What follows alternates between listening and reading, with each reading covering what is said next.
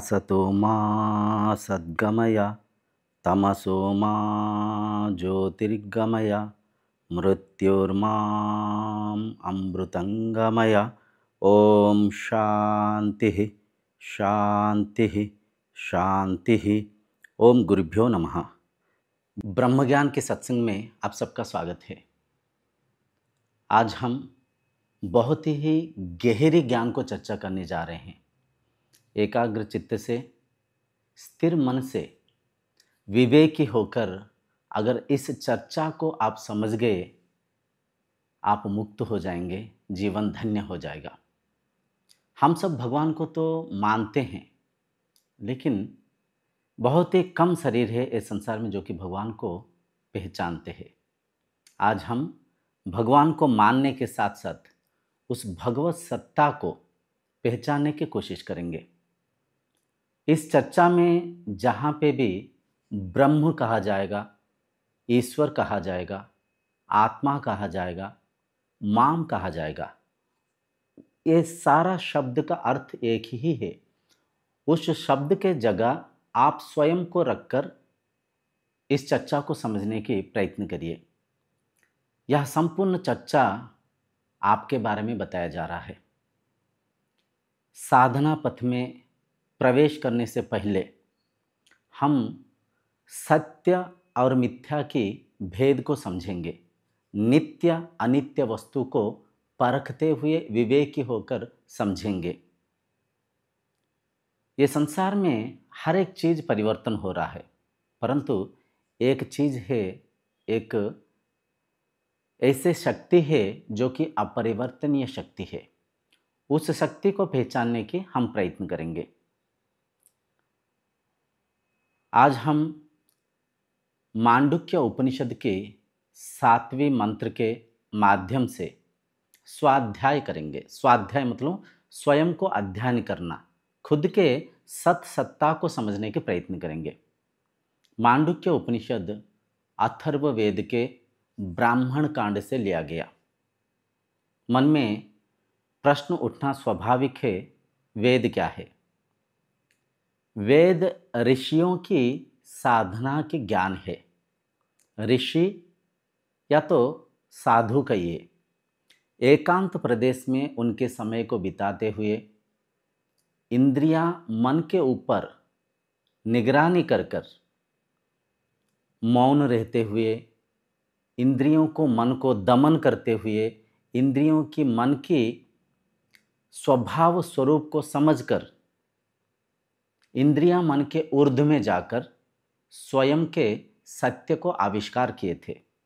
संसार के जो एकात्म भाव को आविष्कार किए थे, नित्य पदार्थ को समझे थे, और ऋषि जो उनकी साधना के माध्यम से सिद्धि प्राप्त किए थे, उसी साधना के ज्ञान को वेद के रूप में संसार में हर प्राणी को, हर शरीर को मार्गदर्शन के लिए वेद को संसार को उपहार के रूप में दिए थे।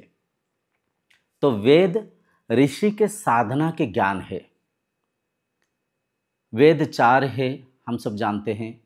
ऋग्वेद, अथर्ववेद, यजुर्वेद, सामवेद, तो 4 वेद है। ये 4 वेदों में से आज हम अथर्ववेद के ब्राह्मण कांड में इस मंत्र को अध्ययन करेंगे। सबसे पहले आइए मंत्रोच्चारण करेंगे। मंत्रोच्चारण के बाद में उस मंत्र के एक एक शब्द के गहरी अर्थ के माध्यम से हम स्वयं को समझने के प्रयत्न करेंगे। देखिए, जीवन की इस यात्रा में हर दिन हम इंद्रियों के द्वारा, मन के माध्यम से कई सारे अनुभवों को अनुभव करते हैं, परंतु ज्ञान के अभाव से, ब्रह्म ज्ञान के अभाव से हम उन अनुभवों की दृष्टा को समझ नहीं पाते हैं। इंद्रियों की अनुभव मन के वृत्ति के ऊर्ध्व में जो ब्रह्म सत्ता है, या तो यूं बोलिए आपके सत्य को ज्ञान के अभाव से समझ नहीं पाते हैं। तो आज इस गहरी चर्चा को पूरा ध्यान के साथ सुनिए। आइए सबसे पहले हम मंत्रोच्चारण करेंगे। मंत्र के अर्थ को बहुत सहज भाषा से, सरल भाव से हम चर्चा करेंगे और उसे माध्यम करके स्वयं को समझेंगे। मंत्र इस प्रकार है, ना अंतः प्रज्ञा ना बहिष्प्रज्ञा ना उभयत प्रज्ञा ना प्रज्ञान घनम ना प्रज्ञम ना प्रज्ञम अदृश्यम अव्यवहार्यम अग्रह्यम अलक्षणम अचिंतयम अव्यपदेश्यम एकात्म प्रत्ययसारम प्रपंचम उपशमम शांतम शिवम अद्वैतम चतुर्थम मन्यन्ते सात्मा सविज्ञयम। मंत्र में ब्रह्म के बारे में बताया जा रहा है।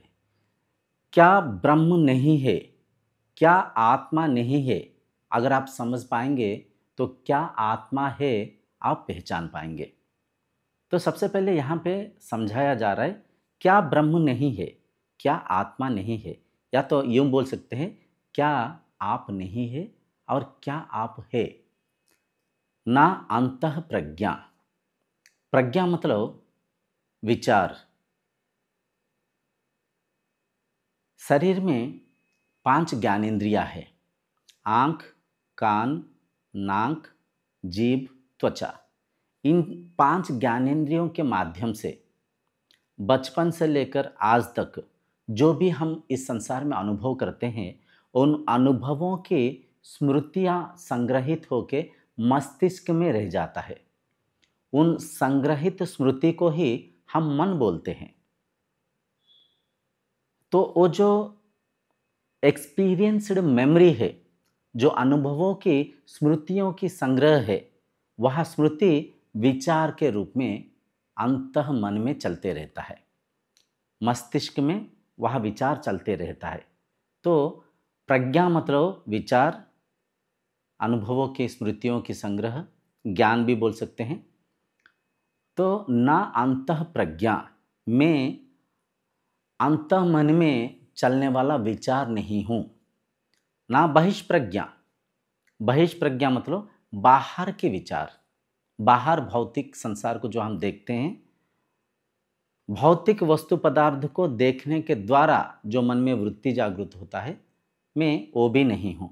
ना अंतः प्रज्ञा, ना मन के अंदर के विचार हूँ, ना बहिष्प्रज्ञा, ना भौतिक संसार के ज्ञान हूँ, ना उभयत प्रज्ञा। उभयत प्रज्ञा, देखिए जागृत अवस्था में हम भौतिक संसार को देखते हैं, निद्रावस्था में हम इन्हीं संग्रहित स्मृति को स्वप्न के रूप में देखते हैं। स्वप्न और कुछ भी नहीं है, मन में विचार चल रहा है, इंद्रियां अंतर्मुखी है, मन में चलने वाला उस विचार को मैं साक्षी भाव से, मैं दृष्टा के रूप में मन के ऊर्ध्व से, मन के परे मैं देख रहा हूँ, मन को देख रहा हूँ। विचार दृश्य है, मैं दृष्टा हूँ। तो उभयत प्रज्ञा के अर्थ ये है, कभी हम आधी अधूरे नींद में सोए रहते हैं, सोए भी है, बाहर की बातें भी सुन रहे हैं, बाहर की स्पर्श को ले रहे हैं।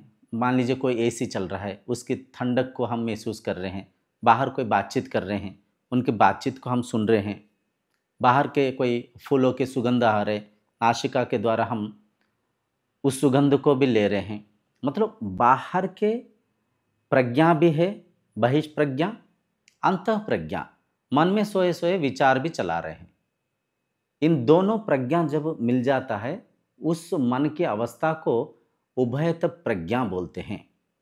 तो ना उभयत प्रज्ञा, मैं यह दोनों प्रज्ञा वाला मन की वह स्थिति भी नहीं हूँ। मैं प्रज्ञा रूपी विचार को देख रहा हूँ, विचार दृश्य है, मैं दृष्टा हूँ, मैं मन से परे हूँ, मैं मन के ऊर्ध्व में हूँ। तो ये उभयत प्रज्ञा रूपक यह विचार मन में चल रहा है, मैं देख रहा हूँ, दृष्टा भाव से, साक्षी भाव से। मैं विचारों के ऊर्ध्व में हूँ, लेकिन मैं उभयत प्रज्ञा नहीं हूँ। इसके बाद में आ जाता है ना प्रज्ञान घनम। प्रज्ञान घनम, घनम मतलब जम जाना, ठहर जाना, समाहित हो जाना। पानी के स्वभाव बहना है। पानी मान लीजिए कहीं जम जाता है तो पानी बर्फ बन जाता है, पानी घनीभूत हो जाता है, जम जाता है। ठीक वैसे ही जमना मतलब स्थिर हो जाना। ना प्रज्ञान घनम, विचार जब थम जाता है, जब गाढ़ निद्रावस्था में हम रहते हैं, जिसे कि सुषुप्ति बोलते हैं, जिसे कि अंग्रेजी में डीप स्लीप स्टेट बोलते हैं, उस स्थिति में प्रज्ञा घनित हो जाता है, विचार ठहर जाता है, मन मौन हो जाता है, मन अपने स्वरूप में समाहित हो जाता है। तो उस समय कोई विचार नहीं होता है, मन थमा हुआ है। प्रज्ञान घनम मतलब स्टेट ऑफ डीप स्लीप में वो भी नहीं हूँ, क्योंकि उस प्रज्ञान घनम वाला मन के उस मौन स्थिति को मैं दृष्टा भाव से, मैं साक्षी भाव से देख रहा हूँ, परंतु वो स्थिति भी मैं नहीं हूँ। यूँ समझिए, रात को आप 10 बजे सो गए, सुबह 6 बजे उठ के आप बोल रहे हैं बड़ा सुकून के नींद आया, बड़ा चैन के नींद आया, आज मैं बड़ा खुशी से सोया, बड़ा कंफर्टली में सो पाया। मतलब देखिए, उस निद्रावस्था को जो अनुभव किए वह साक्षी निद्रा से भिन्न है। निद्रा एक शांत स्थिति है, एक आनंदमय कोसा है। तो उस निद्रा के शांत स्थिति को कौन अनुभव किया? मैं अनुभव किया। मैं अनुभव किया तभी मैं बोल पा रहा हूँ कि बड़ा सुकून से सोया, बड़ा चैन के नींद आया। तो उस अनुभव में नहीं हूँ, उस अनुभव के साक्षी में हूँ, उस अनुभव के दृष्टा में हूँ। गाढ़ निद्रावस्था को जो साक्षी अनुभव कर रखा था वो मैं हूँ। ना प्रज्ञान घनम, मैं गाढ़ निद्रा वाला उस अवस्था नहीं हूँ, उस अवस्था को देखते हुए साक्षी में हूँ। ना प्रज्ञम ना अप्रज्ञम। मन में जब विचार चलता है, उस मन की विचार वाला स्थिति में नहीं हूँ, उस विचार को देखने वाला साक्षी में हूँ। ये बात सही है, हम अनुभव भी कर रखे हैं, परंतु हम स्वयं को परख नहीं पाते हैं। जब कभी भी हम विचार चलाते हैं, मान लीजिए आपके मन में अभी विचार आ रहा है, मैं इस सत्संग को देखने के बाद यहाँ से जाके मेरे भोजन ग्रहण करूँगा, कुछ खाऊँगा। तो देखिए, कुछ खाऊँगा, भोजन ग्रहण करूँगा, यह एक विचार है। क्या उस विचार को आप देख पा रहे हैं? देखना मतलब चर्म चक्षु से नहीं, अंतः चक्षु से महसूस करना, उसे परखना। निहायत हम विचारों को देख पाते हैं। विचारों को देख पाते हैं तभी तो विचारों के ऊपर कार्य करते हैं, उससे एक्शन में कन्वर्ट करते हैं।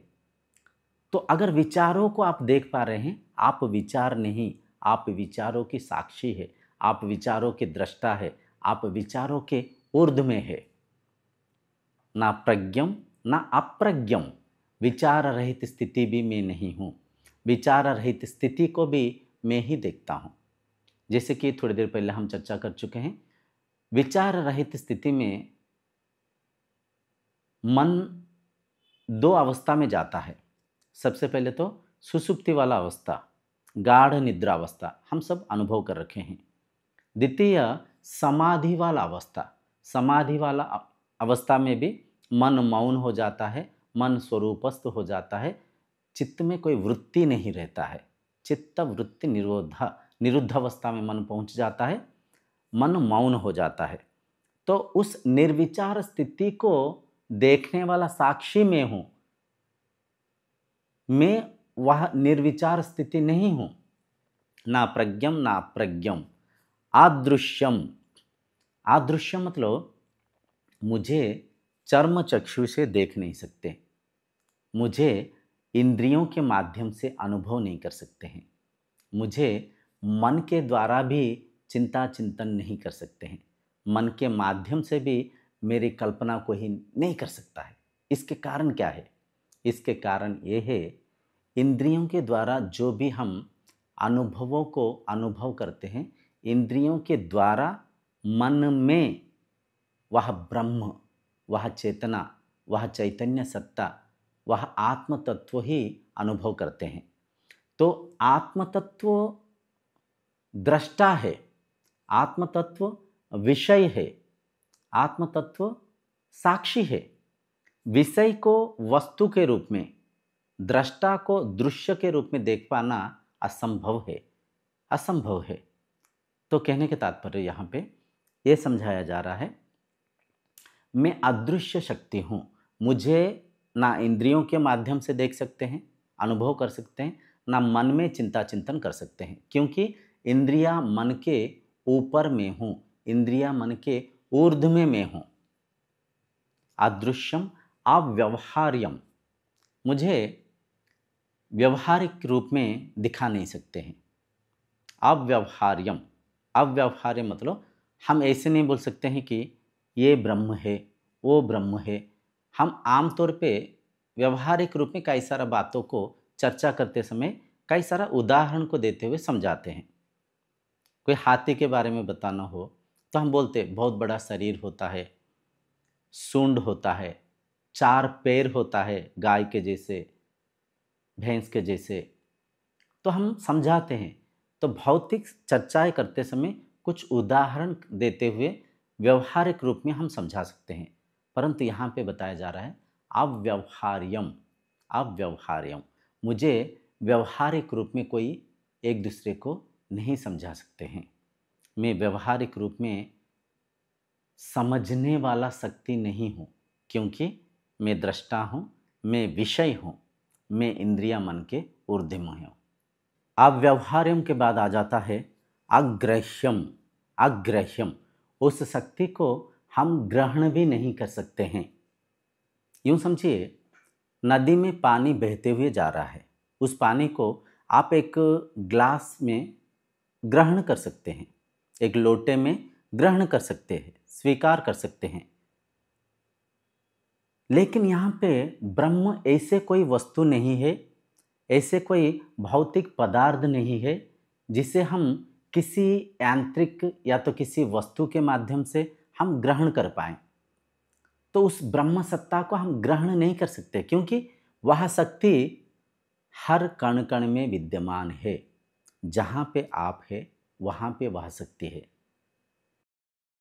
भौतिक स्तर में, इंद्रियों के विषय के स्तर में, मन के स्तर में, हर समय, हर पल, हर कहीं पे वह शक्ति जेहेतु विद्यमान है, उस शक्ति को हम ग्रहण करके खुद से भिन्न के रूप में, खुद से बाहर, या तो कोई जैसे हम कोई चीज़ों को इकट्ठा करते हैं, ग्रहण करते हैं, एकत्र करते हैं, तो वैसे इस ब्रह्म शक्ति को ग्रहण नहीं कर सकते। अग्रह्यम, अलक्षणम, जिसका कोई रंग रूप नहीं है, कोई आकार आकृति नहीं है, जो निराकार, निर्गुण, अलेख, अव्यक्त शक्ति है, उसके लक्षणों को भला हम कैसे वर्णना कर सकते हैं। तो यहाँ पे अलक्षणम के तात्पर्य उनका कोई ब्रह्म के कोई लक्षण के बारे में भी हम दूसरे को वर्णना करते हुए समझा नहीं सकते हैं, बता नहीं सकते हैं, कि दर्शा नहीं सकते हैं। तो अलक्षणम, ब्रह्म के कोई लक्षण ही नहीं है। अचिंत्यम अव्यपदेश्यम, अचिंत्यम मतलब उस ब्रह्म सत्ता को हम मन के माध्यम से कल्पना भी नहीं कर सकते हैं। ब्रह्म ऐसे होते हैं, ब्रह्म शायद वैसे हो सकते हैं, उनके स्वरूप शायद ऐसे होगा, उनके स्वरूप शायद एक शक्ति के जैसे, सूरज के जैसे, समुंदर के जैसे, अग्नि के जैसे, वैसे हम कल्पना नहीं कर सकते। क्यों नहीं कर सकते हैं? वह विषय है, वह वस्तु नहीं है। ये बातें थोड़ा सा अजीब सा तो लग रहा होगा। यूं समझिए, यहाँ पे आलोक है, लाइट यहाँ पे ट्रैवल कर रहा है, यहाँ पे रोशनी है। क्या आप दिखा सकते हैं कि रोशनी कहाँ पे है? रोशनी इस पर्टिकुलर जगह पे है, इस पॉइंट में रोशनी है, यहाँ पे नहीं है। क्या रोशनी को पॉइंट अप करके आप एग्जैक्टली दिखा सकते हैं कि यहाँ पे रोशनी है? नहीं दिखा सकते हैं। और ऐसे भी नहीं बोल सकते कि यहाँ पे रोशनी नहीं है, रोशनी है, परंतु रोशनी आँखों की विषय है, वस्तु नहीं है। रोशनी आँखों की विषय है। चीज़ों को, वस्तु को देखने के साथ साथ हम इस ज्ञान को भी रखते हैं, इस बात को भी समझ पाते हैं, रोशनी है। ठीक वैसे ही आप समझ रहे होंगे, आप परख रहे होंगे कि जिस शक्ति को आँखों के माध्यम से नहीं देख सकते हैं, इंद्रियों के द्वारा अनुभव नहीं कर सकते हैं, मन के माध्यम से चिंता चिंतन नहीं कर सकते हैं, शायद वैसे कोई शक्ति ना ही हो।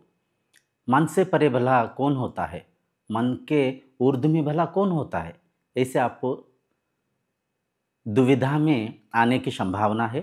परंतु शास्त्र प्रमाण है, उपनिषद वेदांत के जो ज्ञान है बहुत ही गहरी ज्ञान है, बहुत ही अमूल्य ज्ञान है, बहुत ही समझने लायक ज्ञान है। तो हम जो पराविद्या को अभी चर्चा कर रहे हैं, ये पराविद्या अपराविद्या से बहुत ऊपर है। अपराविद्या मतलब जो हम भौतिक विद्या को पढ़ते हैं। भौतिक विद्या को इंद्रियों के द्वारा, मन के द्वारा परख सकते हैं, पढ़ सकते हैं, समझ सकते हैं, परंतु ये जो पराविद्या है, ये मनातीत, इंद्रियातीत बातों को हम चर्चा कर रहे हैं। तो यूँ मत समझिए जो शक्ति दिखाई नहीं देता है, जो मन के द्वारा चिंता चिंतन नहीं कर सकते हैं, वो नहीं है, वो है। उसे समझना, उसे पहचानना ही आध्यात्मिकता की सर्वोच्च प्राप्ति है। तो यहाँ पे हम उस ब्रह्म को चिंता चिंतन भी नहीं कर सकते हैं। अव्यपदेशम, अव्यपदेशम, जिस शक्ति को हम चिंता नहीं कर सकते हैं, कल्पना नहीं कर सकते हैं, उस शक्ति के बारे में हम उपदेश के माध्यम से किसी दूसरे को दर्शा भी नहीं सकते, किसी दूसरे को समझा भी नहीं सकते।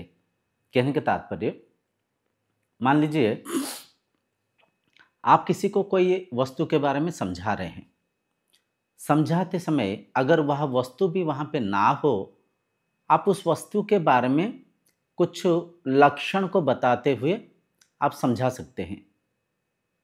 और मान लीजिए आप कंप्यूटर के बारे में समझा रहे हैं, तो उसके बारे में समझाते समय आप बता सकते हैं कंप्यूटर के स्क्रीन ऐसे होता है, कीबोर्ड होता है, सीपीयू होता है, तो समझा सकते हैं।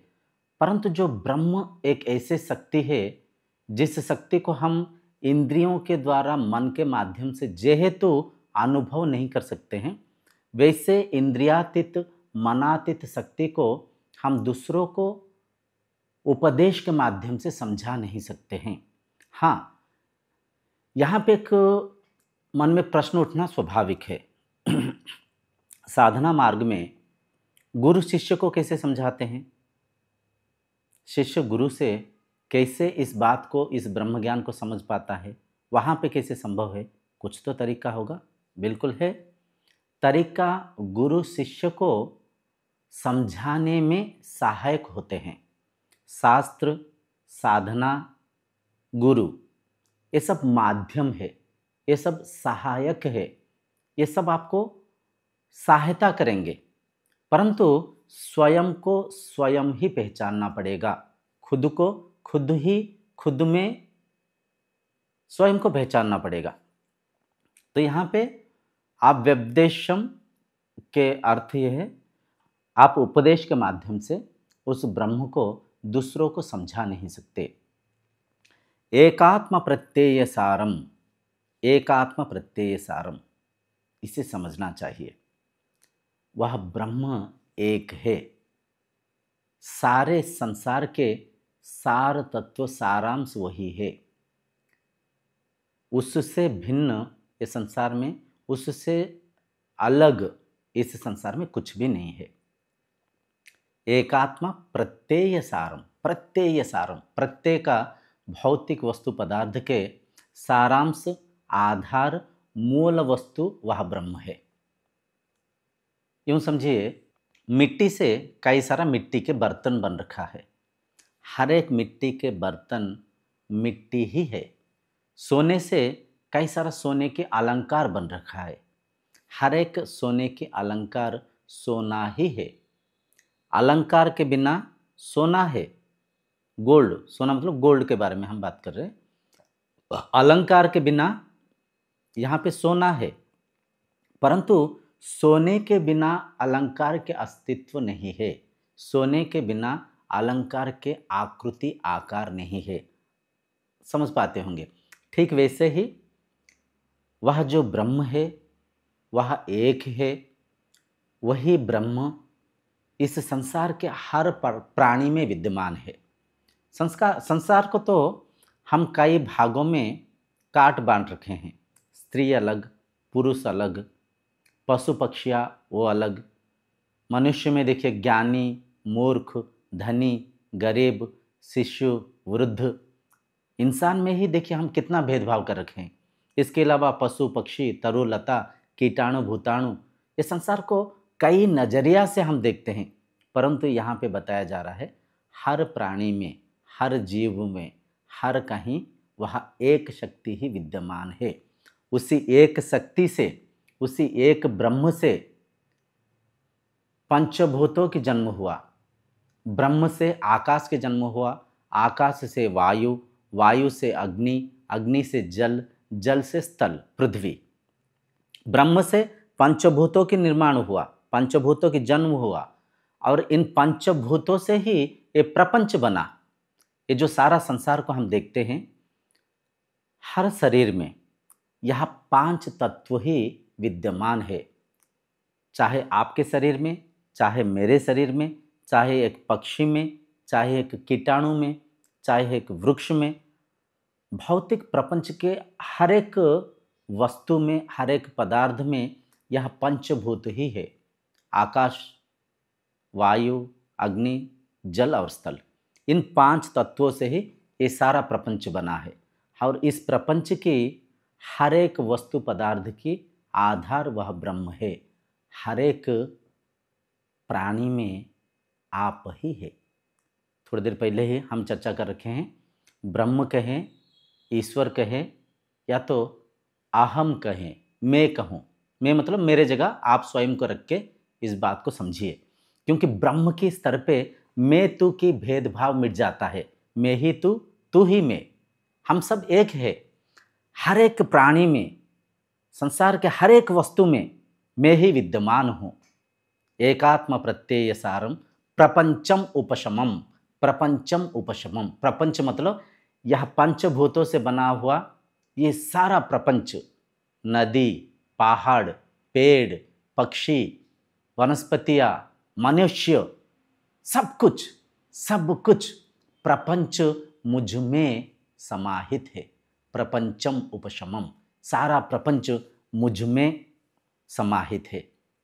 ये सारा प्रपंच के आधार में हूँ।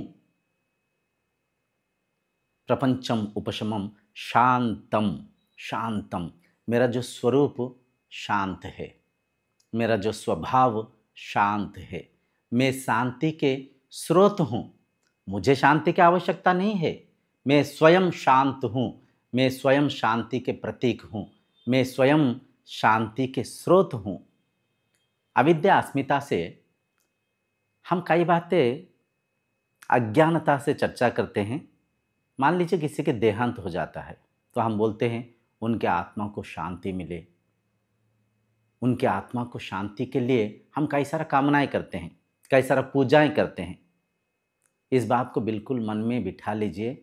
आत्मा शांति के स्रोत है। आत्मा स्वयं शांति के प्रतीक है। आत्मा को शांति की आवश्यकता नहीं है, आत्मा ही शांति है। तो वही बात यहाँ पे बताया जा रहा है, शांतम शिवम। शिवम मतलब जो भगवान शिव है, जोगीराज है। शिव जी के मूर्ति को, प्रतिमा को या तो प्रतिछवि को आप जब देखेंगे, शिव जी हमेशा ध्यानस्थ रहते हैं, अंतर्मुखी रहते हैं। भगवान शंकर जी के यहाँ पे एक तृतीय नेत्र है, तीसरी आंख हम सब देख रखे हैं। ये जो है अंतर्चक्षु है। तृतीय नेत्र हमें तो समझाने के लिए यहाँ पे दिखाया गया, लेकिन यहाँ पे आज्ञा चक्र है, यहाँ पे ज्ञान चक्र है, तो यहाँ पे अंतःचक्षु है। अंतःचक्षु मतलब यहाँ पे मस्तिष्क है, मस्तिष्क में मन है, मन के ऊर्ध्व में मैं हूँ। तो शिवम के तात्पर्य योग में आप धारणा को करते हुए ध्यानस्थ होके जब समाधिस्थ होंगे तब आप स्वयं को समझ पाएंगे, तब आप ब्रह्म को समझ पाएंगे, तब आप भगवान को समझ पाएंगे। शांतम शिवम अद्वैतम। अद्वैतम बहुत ही गहरी बात यहाँ पे बताया जा रहा है। अद्वैतम, द्वैत मतलब दो, समझ पा रहे? द्वैत मतलब दो। अद्वैतम यहाँ पे दो नहीं है, अद्वैत एक ही है, दो नहीं। दो मतलब अलग हो जाना, जड़ चेतना सब कुछ एक में एक ही है, जो मैं वही आप। हम इस चैनल के जो फर्स्ट एपिसोड था उसमें चर्चा कर रखे हैं, अखंड मंडलाकारम व्याप्तम येन चराचरम तत्पदम दर्शितम येनम तस्मै श्री गुरुवे नमः। अखंड मतलब खंड ना होना, जुड़े हुआ है, पूरा संसार जुड़ा हुआ है। अखंड मंडलाकारम, गोलाकार से पिंड, एक पिंड के रूप में, एक में, अद्वैत में यह संसार एक दूसरे के साथ हम सब जुड़े हुए हैं।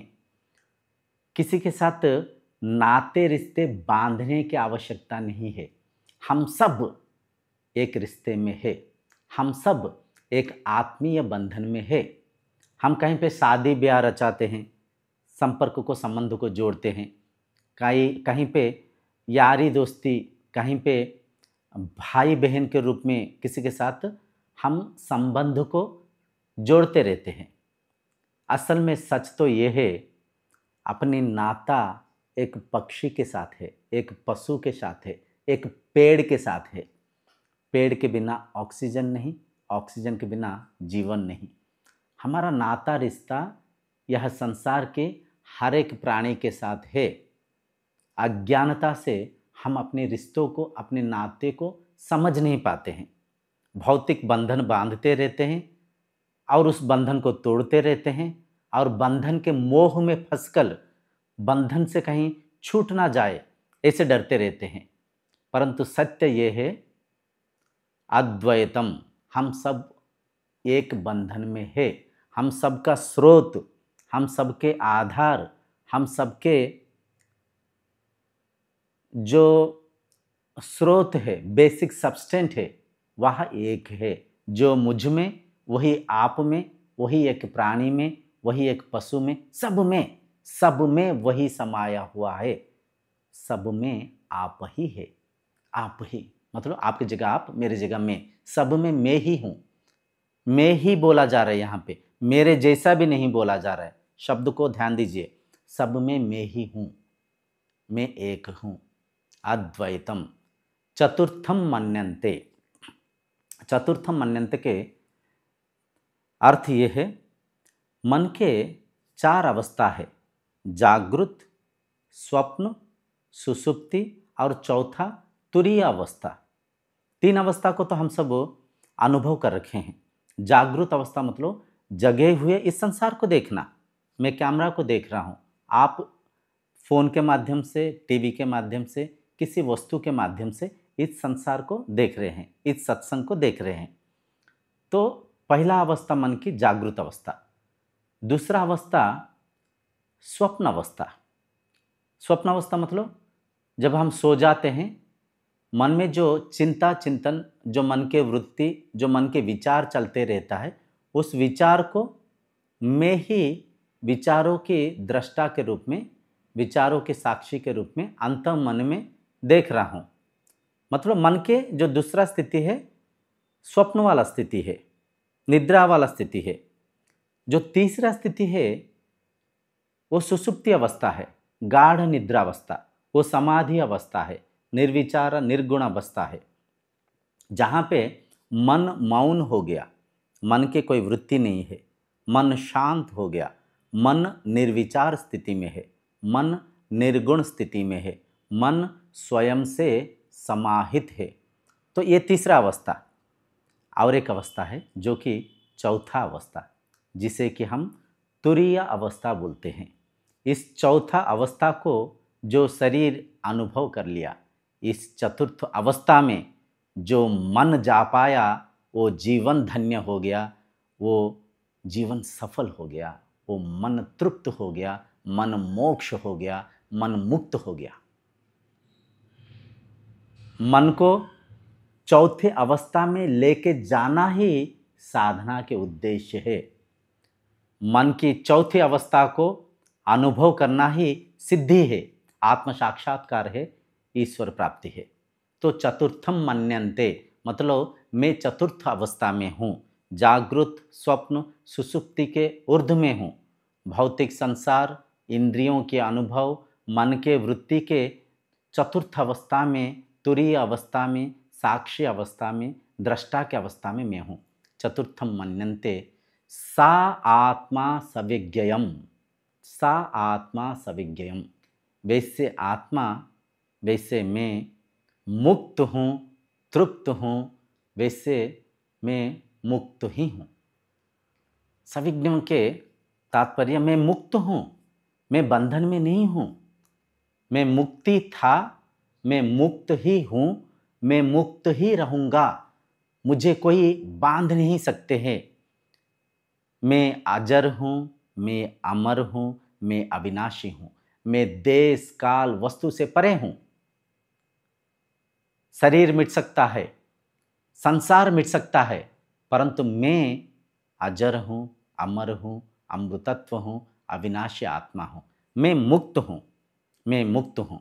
देखिए, अज्ञानता से हम कई सारा बातें चर्चा करते रहते हैं। हम बोलते हैं साधना के उद्देश्य मुक्ति प्राप्त करना। कौन मुक्ति पाएगा? मैं मुक्त पाऊंगा। मैं कौन हूँ? मैं पहचानता नहीं। अविद्या से मैं बोलता हूँ कि मैं मुक्त पाऊंगा, लेकिन असल में मैं मुक्त ही हूँ। अज्ञानता में, अविद्या में, स्वयं के ज्ञान की, या तो यूं कहिए ब्रह्म ज्ञान के अभाव से मन बंधन में है, मन माया में बंधा हुआ है। आशा, अभिलाषा, इच्छा, वांछना, भौतिक वस्तु पदार्थ के लालसा, कोई संग साथी को, कोई परिवारजनों को खोने के डर, कुछ बड़े सी पाने की इच्छा, इस भौतिक माया संसार में मन बंधा हुआ है। मन को मुक्ति की आवश्यकता है, परंतु मैं मुक्त हूँ, मैं मुक्त था, मैं तृप्त हूँ, मैं आनंद स्वरूप हूँ, मैं चैतन्य स्वरूप हूँ, मैं ही ब्रह्म हूँ। अहम ब्रह्मास्मि, इसका अर्थ मैं ही ब्रह्म हूँ। प्रज्ञानम ब्रह्म, मन के प्रज्ञान स्थिति ही ब्रह्म है। तत् त्वम असि, वह तुम ही हो। अयमात्मन ब्रह्मन, इस शरीर के आत्म तत्व ही ब्रह्म है। वेद की ये जो 4 महावाक्य प्रमाण है कि मैं ही ब्रह्म हूँ। मैं कैसे ब्रह्म हूँ? मैं कहाँ पे रहता हूँ? मैं कैसे इस संसार की हर वस्तु में हूँ? इस बात को जब आप साधना करेंगे, मन के चतुर्थ अवस्था, जिसे कि हम तुरीय अवस्था बोलते हैं, उस तुरीय अवस्था में जब आप पहुँचेंगे, इस बात को अनुभव करेंगे, आत्म साक्षात्कार करेंगे। एक गप कहानी जैसे लग रहा है ये जो वीडियो को आप देख रहे हैं। कहीं ना कहीं मन में एक शंका उत्पन्न हो रहा होगा, क्या ये सच है? मैं तो सीमित शरीर हूँ, मैं तो इतना बड़ा छोटे से गांव में, एक छोटे से घर में रहता हूँ, मैं ब्रह्म कैसे हूँ? मैं इस संसार की रचना कैसे किया हूँ? असंभव, असंभव। मिलियंस ट्रिलियंस ऑफ शरीर है, कितना बड़ा संसार, कितना बड़ा कई सारे ग्रह नक्षत्र से भरा हुआ यह ब्रह्मांड को मैं रचना किया। ऐसे मन में कहीं ना कहीं एक शंका उत्पन्न होने की संभावना है, परंतु ये सत्य है। वेद प्रमाण है, उपनिषद प्रमाण है, ऋषि प्रमाण है। इस बात को भारत में अनेक शरीर, केवल भारत नहीं, विश्व में कई शरीर इस बात को अनुभव कर रखे हैं। इस बात को अनुभव करना ही जीवन के उद्देश्य है, जीवन के लक्ष्य है। This is the ultimate goal of the life. तो आशा करता हूँ आप समझ पाए होंगे। यहाँ पे जो ब्रह्म है वह विचार नहीं है, वह इंद्रियों की विषय नहीं है, वह मन के वृत्ति नहीं है, वह इंद्रियां मन के ऊर्ध्व में है, इंद्रियां मन के साक्षी है, वह नित्य पदार्थ है, वही सत्य है। उस सत सत्ता को जानना, केवल जानना नहीं, उसे अनुभव करना, मन की प्रज्ञान स्थिति को अनुभव करना, मन के तुरीय स्थिति को अनुभव करना, मन के निर्विकल्प समाधि स्थिति को अनुभव करना ही साधना की सिद्धि है, साधना के उद्देश्य है, आध्यात्मिकता की सर्वोच्च प्राप्ति है। सब में आप है, सब कुछ आप है, आपके अलावा कुछ भी, किंचित भी अन्य कुछ भी नहीं है। सर्वम खल्विदम ब्रह्म नेह नानास्त किंचन। ब्रह्म के अलावा, आपके अलावा किंचित भी, कुछ भी नहीं है। आशा करता हूँ इस गहरे ज्ञान को आप समझ पाए होंगे। आगामी सत्संग में हम और कई सारा माध्यम से और कई सारा शास्त्रों के मंत्रों के माध्यम से स्वाध्याय करेंगे। सबसे पहले तो क्या ब्रह्म है, क्या ब्रह्म नहीं है, इसके भेद को समझेंगे। यहाँ पे एक बात को ध्यान में रखने की निहायत आवश्यकता है। यहाँ पे आपने तो सुन लिया सब कुछ ब्रह्म है, परंतु साधना में जड़ और चेतना को पार्थक्य करने की आवश्यकता है। आत्मा अनात्मा को भेद करके पहचानने की आवश्यकता है। नित्य अनित्य वस्तु को पार्थक्य कर कर, भेद कर कर समझना चाहिए। नित्य वस्तु को जब आप पहचानेंगे, स्वयं के सत सत्ता को जब आप पहचानेंगे, मन के तुरीय स्थिति को जब आप अनुभव करेंगे, तभी ही आप सारा ब्रह्म है ऐसे आप परख पाएंगे, समझ पाएंगे। तब तक आपको भौतिक उपासना से ऊर्ध्व में जाकर सूक्ष्म से सूक्ष्म साधना करना चाहिए, अंतर यात्रा करना चाहिए, खुद में समाहित होने की प्रयत्न करना चाहिए। आशा करता हूँ इस गहरी बातों को आप समझ पाते होंगे। आगामी अध्यायों में हम और कई सारा गहरी बातों को चर्चा करेंगे। आज की सत्संग को यहीं पे विराम देंगे। ओम शांति भवतु।